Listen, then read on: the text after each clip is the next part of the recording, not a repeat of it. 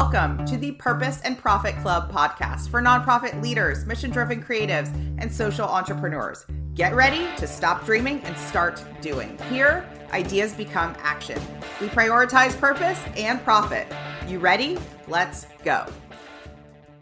All right, friends, this is part 2 of the Best Year Ever workshop. If you missed part 1, go back an episode, listen to that, and then tune into this one. There are some major shifts, some huge light bulb moments, and I can't wait to hear what you think. Next piece I'd love for you to consider.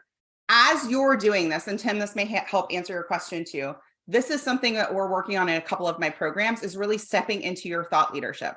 So this isn't the sake of more content for more sake, more program updates, more. This is stepping into your thought leadership, your expertise, your truly what it is you are most passionate about, and giving your audience a peek behind the curtain. Does that make sense? So you're letting people in on how things are going. And sometimes those emails of how things are going are not good news emails, right? Where you're like, listen, we thought that this fundraiser, we thought this thing would go this way. And sometimes we need to say that. And that is the nudge that our audience needs to go, okay, we're here, we're listening. How can we help?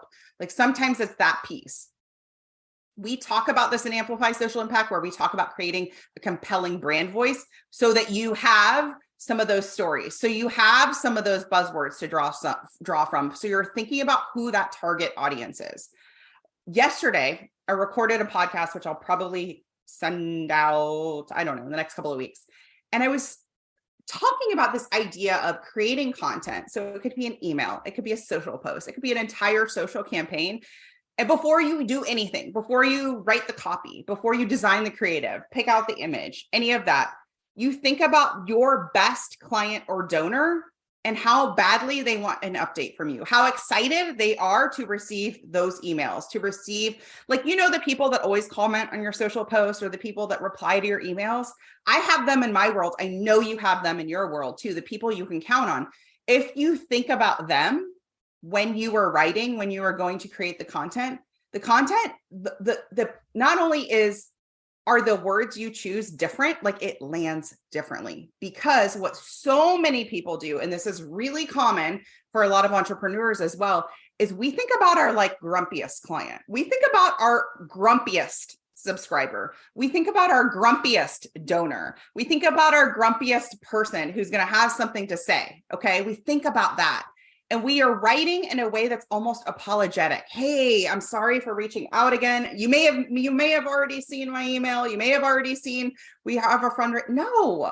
No one's attracted to that. No one is thank you for your apologetic email. Here's a donation. I want to get involved, right? No, we are attracted to people's enthusiasm, to their commitment, to their unwavering dedication. I am not annoyed when people email me a lot. I'm not. I'm never annoyed when the Gap sends me a bunch of emails. Okay. I just don't open them if I don't want to read them. Okay. They're on your email list for a reason. They're subscribing. They're following you on Instagram for a reason, right? And don't forget, especially on Instagram, especially on Facebook, if you post 5 times this week, 9 times out of 10, your audience is not seeing all 5 posts, right? It's really important that you remember that. And you're like, I need to share again. The other piece of this is mention it often, but say it in different ways. So even the way that I position this workshop, I think I sent 5 emails about it. I have to go back. I said it different ways. Okay. I didn't say, here it is. Here's the 3 things you'll learn. Goodbye. Right. I said it in different ways so that if I wasn't clear, or if that wasn't exactly the right thing, I can position it well. It also gives me the flexibility to not drown somebody in a long list of what it's going to be and say, I'm going to say it in this bite-sized way this time and in this bite-sized way that time. There is a saying, and I do not know who to attribute it to. A confused mind doesn't buy. A confused mind doesn't donate either. If it's confusing, if it's long, if it's wordy, if it's unclear, they're scrolling on by. So when you say it often, when you double your frequency, when you post more, when you make more asks, you give an opportunity for you to be more clear, and you give an opportunity for your audience to get it, for it to land, for it to hit. Okay. All right. I'm going to give you step 3. How is that one landing with you? How are we feeling about this? We're saying goodbye to rear view mirror thinking. We're taking what worked from last year. And I want you to really be curious about injecting new ideas. I'm going to read the chat here for a second. Okay. I see how big I like it. Yay, Mona. Okay. Our people like to post GoFundMe for whenever we have a large vet bill, but I feel like our audience burns out from seeing this too often. Is there a better way to do this? We are thinking about starting a medical fund. Is that a good idea? Vet costs are the top 95% in the country. Okay, Mona, please lead with that in your copy. Never assume that your audience knows that stat. I love that stat. I don't love it, but I love that you told it to me. Vet costs are the top 95% in the country. That's bananas. Okay. Your audience needs to know that. Don't assume that they know that. So you want to lead with that. And yeah, I hear what you're saying. What you're saying is we have a lot of reactionary donations through this GoFundMe. And I would think that's very common in your sector. I like the idea of a medical fund. Here's what's probably happening though. You're having a lot of reactionary pieces happening because people are able to identify, connect, relate to that one animal, that one kitten, that one puppy, right? For the GoFundMe. So how do you bridge the gap between creating a medical fund and still having those individual stories? 100% you can do it. And I would just think about what that looks like for doing the medical fund. And you can even say, listen, I see you, my GoFundMes. You guys love a GoFundMe. I can count on you for the GoFundMes. And we love that. But you know what else we love? We love sustainability and we love growing. We can help so many more animals when we have a sustainable funding, right? When we have sustainable funding, that's why we're creating this medical fund, right? It is the response to the GoFundMes that put us in a peak and valley. You know what's better for the animals? Not that, right? So you can talk about that piece. Okay. Third step. This is going to be the most woo part of today's workshop. The third step is deciding that it's working. Because what I really, really, really want you to get out of today is I want you to try new things. I want you to have the most successful year ever because you tried new marketing strategies. And one of the hardest parts of trying new marketing strategies is getting your own belief to feel like people want to hear it, to get out of your own way because it feels uncomfortable, new, different, because you're going to hear some no's. If you pitch a bunch of influencers or ambassadors and you do it right and you follow my method that I teach, guess what? You're going to hear some no's. You might even hear some nothings where people just don't even answer. And I actually want that for you because those are the stepping stones to all of the yeses. I've seen this in my own business. The more no's I get, the more yeses I get. They are correlation, right? So let it be a little uncomfortable. But first, I want you to decide that whatever it is you decide to do. So say next month, you're like, this is our new campaign. We're doing a TikTok. Here's what it's going to be. And don't make it arbitrary. Like we're just doing a TikTok. Decide what it is. How often are you posting? What is the content about? What is the call to action? Get those like containers. What is the start and finish? Okay. And then say, it's going to be amazing. It's going to be amazing. People are going to share our TikToks. I know they are. People are going to respond to our content. I know they are. Decide it. Okay. This is everything. I have built, 6 courses, a lot of courses now. I give you all the templates. I give you all the tools. I give you the videos. I give you all of that. But if your mind is like, I don't know. No one's going to want this. This is going to be, nah. It will be like that. The templates will not work. If you're like, you know what, Christina, there's no one in my community. There's no one. Then there will be no one in your community, right? Like you will make that true. I know it's real mindset-y, but I really want you to go there. So yesterday I woke up, it was like 6:45. Our house at 6:45 is like, getting the kids out the door, getting everybody all the foods and all the bags and all that. Okay. I woke up. The very first thing I do after I brush my teeth is go get coffee. So before I can do anything, I got to go get coffee. I took the creamer out of the fridge and I was like, immediately, I was like, this feels warm. And I was like, oh no. And I was like, the creamer feels warm. And so I looked at the little fridge and it has little displays. And it said that our fridge temp was 55 degrees and our freezer temp was -16. I'm like, crap, something is wrong. And I kind of look at my husband and we're both just like super bleary eyed and we're just trying to figure out like what's going on. We're pressing buttons and nothing's working. Okay. Clearly the fridge has kind of crapped out and this is a problem. All the groceries, we did all the grocery shopping the day before. The veggie box came the day before and it was just like, no. And there's just the hubbub of getting out the door. Immediately, my husband is stressed. He's stress face. He's like, I got to go to work. I can't deal with this right now. He's total stress face. And listen, I've been there too. In that moment, I had like a crossroads. I had an intersection. I could be there too, where I'm like, I got a busy day. I don't have time to deal with this. But I don't know. I made a choice. I want to say I don't know why, but I do know why. I just made a choice in that moment. I was like, I'm going to figure this out. It's fine. It's fixed. It's done. And I was like, and it's not going to cost a lot. We're going to figure it out. And so he leaves, he takes the kids, he leaves. I get on my phone. I go to my local neighborhood Facebook group. I search the word fridge. 2 names come up. I pick one. I call him. It's 7:29. I actually, right before I hit dial, I said, is it too early to call somebody? And I was like, 7. So I decided, Anthony, I'm calling him. I wake Anthony up. I wake up. I'm like, hey, it's got your name. Our fridge isn't working. Can you come by? And he's like, yeah, I'll be there in 2 hours. Text me your address. I got you. He shows up in 2 hours. Now I have a class to teach. And I'm like, I know I'm going to get this done before the class. Because I'm like, I can't be going back and forth on the fridge stuff. We get it done. He comes, he checks it out. He's like, you got to empty everything. We got to defrost your fridge. I get everything out. I run to the neighbors. I give her a bag of food to put in her fridge. He goes to get it part. He comes back. It is done, paid for, dusted by 11:30. And the best part of that is that it was like not stressful. And it wasn't stressful because the activity itself was like completely unplanned and kind of stressful, like in theory. But I was just like, he's fine. He's going to be great. He's got it. Everything's good. We're going to work this out. This is just a bump in today's little radar, right? And you can do that too in every part of your marketing campaign and really in every part of your business, because what happens is we start a new marketing campaign and then you basically have the proverbial fridge go out, right? You have those moments where you're like, that did not go that way. That person said they would do that thing and they didn't.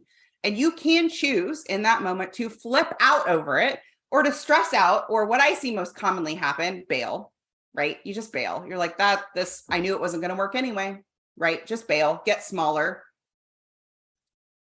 quiet quit, or you can double down and go, you know what? Setback, I got this. We're going to go. Okay. One of the things I want to share with you in this decide it's working piece is this. There is a study I read, and I looked again to attribute it, and I can't find it, but I will attribute it to a book that I read. This is Cues from Vanessa Van Edwards. And in it, she shares this study. She says in one study, some phone operators read scripts printed on plain paper, while others used scripts with a runner winning the race on top. You with me? One script was a blank piece of paper, script. The other, blank piece of paper, script, runner winning the race on top. At the end of the 3-hour shift, the group with the image of the runner winning the race raised 60% more money. How can that be? 60% more money. Like if you're like, holy crap, type a 1 in the chat, 60% more. Same people, same scripts, same time bound, 3 hours. Why? That image triggered most likely neural maps in our brain of perseverance, speed, and winning. And what I love about this is it didn't show an image of, money, like piles of money or banking or whatever, right? It showed a runner winning the race. Like, let's just think about those people making those calls. Who knows if they were runners or not? Now, this is one of the few times in today's training I'm going to share my screen with you. So let me do that. Okay. That's it. That's the image, right? Or this is my image, my version of the image. Dude crossing the finish line. That's it. Imagine if you went to create content, to go call a major donor, to go ask for more, to pitch. You're going to set aside 2 hours to pitch digital ambassadors, right? To do any kind of content campaign. And on your screen, post it on your wall as an image like this. Or maybe it's an image like this.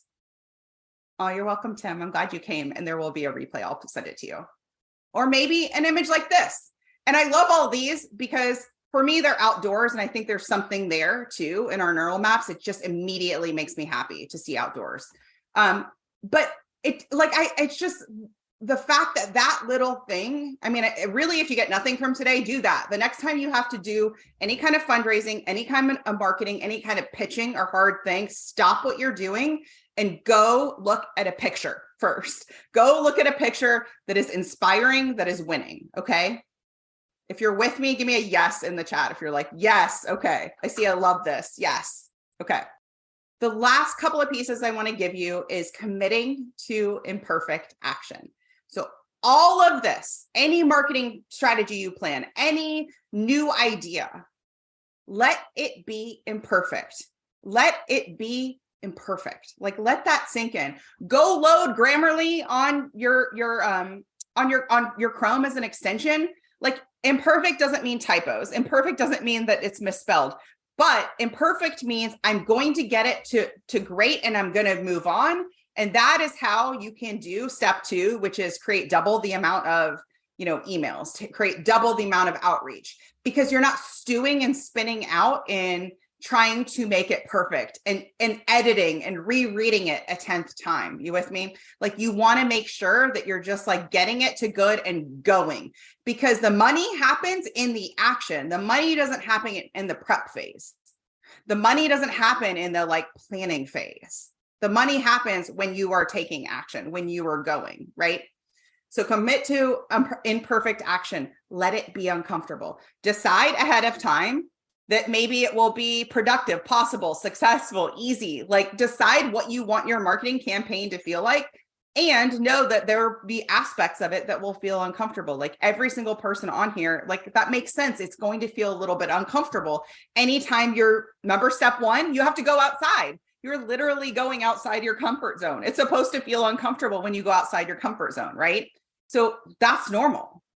But I like to create this concept, and this is really where my podcast was created, on this idea, deciding the thoughts to think on purpose. So a lot of times we aren't really noticing the thoughts we're thinking at all, the good ones and the not so helpful ones. But some of the helpful ones are as simple as, it's working. This is working. This is going to be a huge success. I'm going to reach my goal. I'm willing to try this. Like, those are thoughts to think and practice on purpose. Okay. All right. We are going to do a Q&A. So if anyone has any questions, go ahead and put them in the chat. But first, tell me if this was helpful. Tell me what's sticking out for you in this workshop. I'd love to know. Okay. Let's see. So to recap, we talked about going outside, literally and figuratively going outside, saying goodbye to rear view mirror thinking and strategies. Okay. And doubling down, doing more of your outreach, doing more prospecting, doing more emails, right? More. Deciding that it's working. Okay. I can help you with every aspect of this. I'm going to share with you 2 things. I'm going to share with you this. This is my program, Amplify Social Impact. So for anyone who hasn't taken this course, this is my signature course that teaches you how to create a digital marketing or digital ambassador program, a social street team, how to pitch influencers, just like Elena here. I love this example. I do not know Elena. I found her and I loved her bio so much. It is here. So what her bio says on Instagram is who she is, what she does, and guess what organizations she is an ambassador for, what organizations she aligns with. And she has 267,000 followers. If I'm interested in what she does, I'm going to click on those. I'm going to check those out. The other piece of this that I love is that these are not giant organizations. These are organizations I've never heard of. These are probably local to her community. The cost of not doing this year, the cost of waiting is huge, because this is how you using the Elenas of the world is how you step outside, right? And get the traction, get to see more visibility, more reach, more revenue. That's it for the Best Year Ever workshop. You heard me mention a couple of different programs. If you are interested in influencer marketing, creating a digital ambassador program, and really leveling up your online fundraising this year, I want to invite you to join Amplify Social Impact. I'm going to link to it in the notes here. If you go to splendidcourses.com/free training, that will take you to a masterclass where I really share with you how influencer marketing and creating a social street team can transform your awareness online. Plus, you'll get a peek behind the scenes of the course and figure out if it's right for you.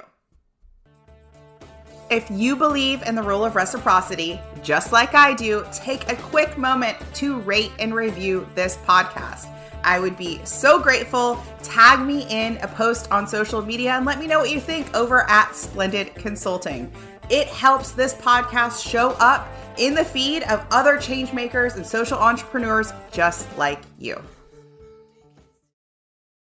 Think you've reached out to everyone in your network? Are you out of ideas to get noticed and get funded? I hear you. That's why I'm giving you a chance to steal my prospect list. Yes, you can generate leads for your nonprofit or impact-driven business.